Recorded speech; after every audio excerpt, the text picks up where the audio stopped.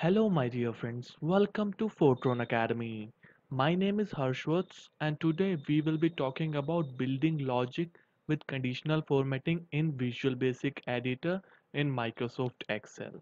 Now, let's go forward and talk about the point to be discussed in today's video. In today's video, we will discuss mainly 2 points. In the first point, I will tell you what is conditional formatting. And in the second point, we will cover how to write code for conditional formatting in Visual Basic Editor for Microsoft Excel macro. Now let's move forward and talk about what is conditional formatting. So this is a theoretical interface and theoretical understanding of what is conditional formatting. A condition is a statement or expression that evaluates to either true or false. Then, depending on whether the statement has evaluated to true or false, Excel executes or does not execute a group of statements. In other words, if the condition is met, something will happen. If it doesn't happen, something else will happen if you give command for. And if you didn't command for, something will not happen. So can you think of a way you can apply a conditional statement in the VB application you are developing to keep track of how many sugar cubes are given to your horse by your caretaker? In our case, like this is one of the example you can think of. In our case, we will give of another example. So there is a certain hint I will give you in the end. Conditional statement often use the if or then structure. Now we will move on to the Microsoft Excel and see how can we write the code for the conditional statement in our Visual Basic Editor.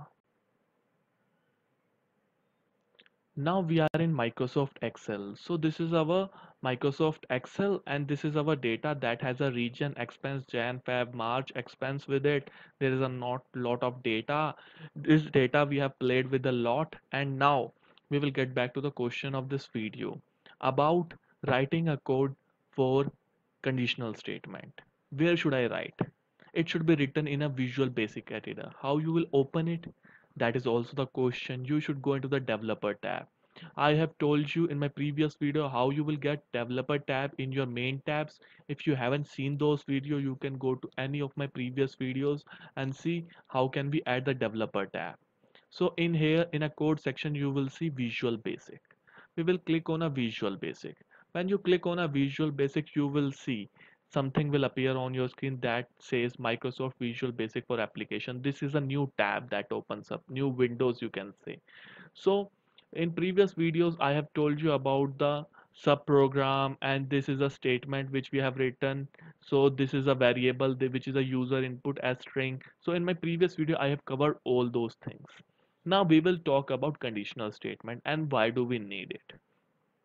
So if I have given you a theoretical understanding of what conditional statement is. So my conditional statement require, like, if something is happened, like if my answer is, for example, uh, if the user input is less than, it's if the user input is 41 and my conditional statement if it is greater than 40, then access is granted. That means the person has passed the exam. And if it is less than 40, the statement will be as it is, or as if you want, as per your requirement. And if you want to say it is fail, you can say it is fail. So it depends on your own desire that what you want to give it for. Now I will tell you how to write that code for the conditional statement. Now I will tell you how to write the conditional statement. First of all, you have to remove this user input. Like I've told you earlier that we will use an example that if the person got 41, that is above 41. So this is my user input. Now we will put on here cursor and just put on enter. Now we want a if statement. How should I write that? Just put on one enter also. If user input is greater than 41, then put on enter. After that, put on tab and write active cell, put on now value. What the value you should give? It should be like access, or you can say past. So this is the statement, and now we should write in here. So I have told you about the vertical hierarchy. So write in the end and if. So my statement will be like now, if the user input is greater than 41, then it is passed. And if it is less than 41, then what is the case? Because I haven't given the script for that. What should I write for that now? Now I will write a else statement for that. Now again you should come here and just put on enter and write else.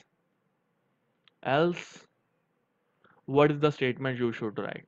Now the else is, you can copy this and just put on control X and here control V.